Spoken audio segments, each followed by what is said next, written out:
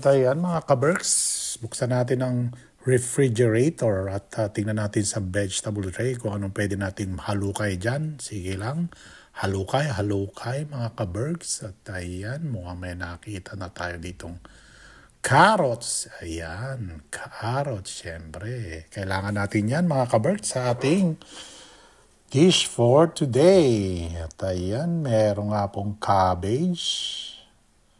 At tignan pa natin kung anong meron. Ayan, molo wrapper mga ka-birds. Siyempre meron pang iba dyan. Try pa natin maghalukay-halukay. Ano pa bang meron dyan? At ayan, isang pirasong itlog. So, tara na mga ka-birds.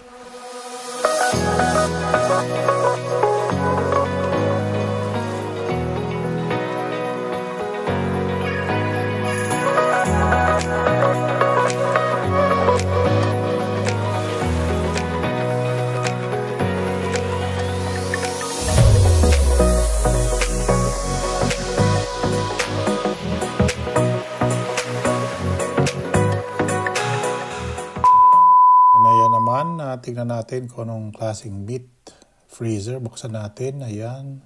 Natin kung anong... Ayan. Meron tayong ground pork. Tsaka buto-buto dyan mga ka-works. So, pisa na natin mga ka-works.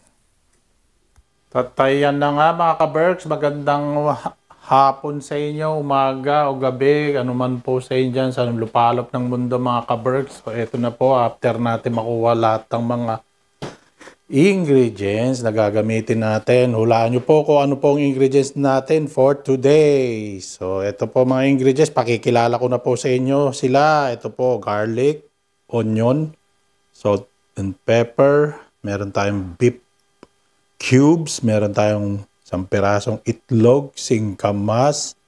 Meron tayo dyang onion, leeks or scallion. Meron tayong ayan, celery, merong cabbage, meron pong carrots, meron tayong wonton, ayan, wrapper, meron tayong suka, patis, toyo, meron tayong, syempre, cooking oil, oyster sauce, meron tayong sesame oil, meron tayong, ayan, yung pinaka-neck po yan ng baka, beef neck.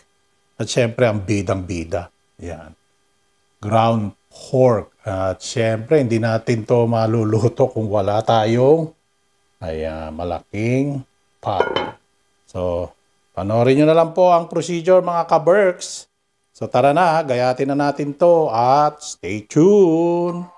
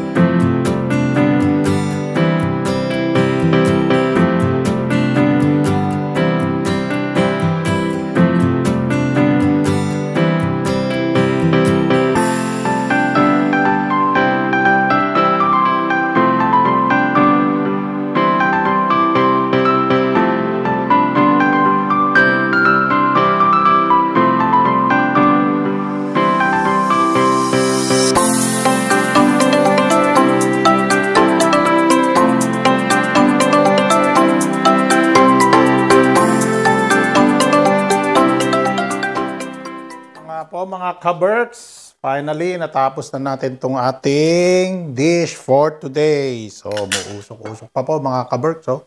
Ayan, oh. So, hulaan nyo po kung ano po ito.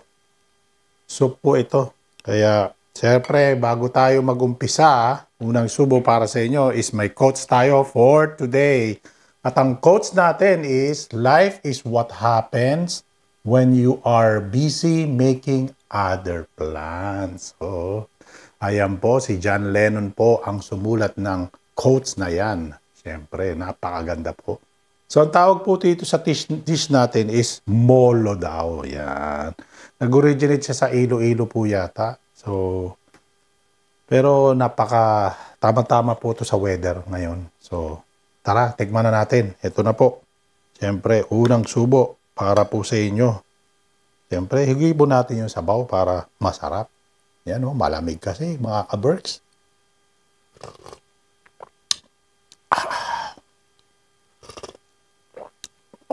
Napakasarap mga ka-Berks.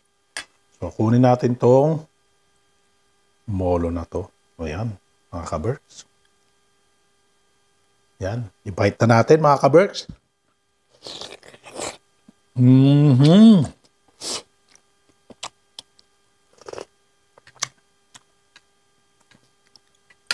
Napakasarap mga ka-Berks. Hindi mo na kailangan na lagyan pa ng patis na maanghang, pero nasa inyo po yun, optional din po. Gusto nyo rin po lagyan, mas maganda.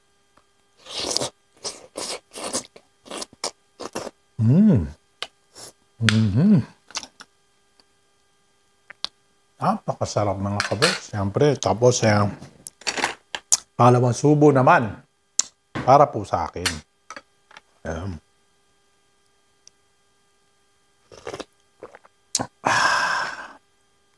Pakalasa mga ka-Berks kasi ginamit natin yung beef stock. Pero yung paggawa natin ng inakamolo, yung wonton niya,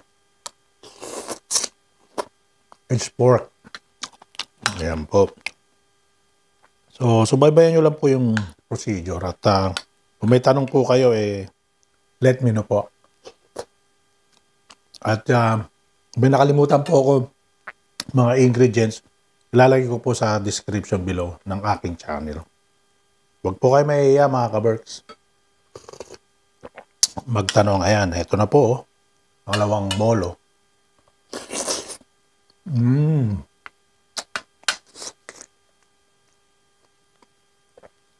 Tamang-tama po ang timpla, mga ka-Berks. Ayos na ayos po ang quality. Nakakagutom mga ka-Berks.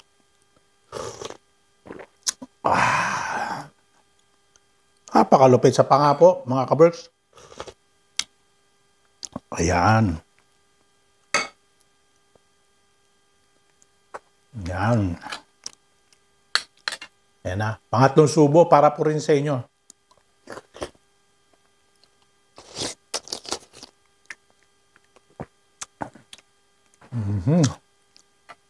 Masarap mga ka-Berks. Ay. Panalong panalo. Kaya kung gusto yung umigop na sabaw, ito na po gawin niyo. Sundan niyo na po to. And then, huwag niyo pong kalimutan, like, share, subscribe. Caridad Safety po. Hanggang sa muli po. Bye!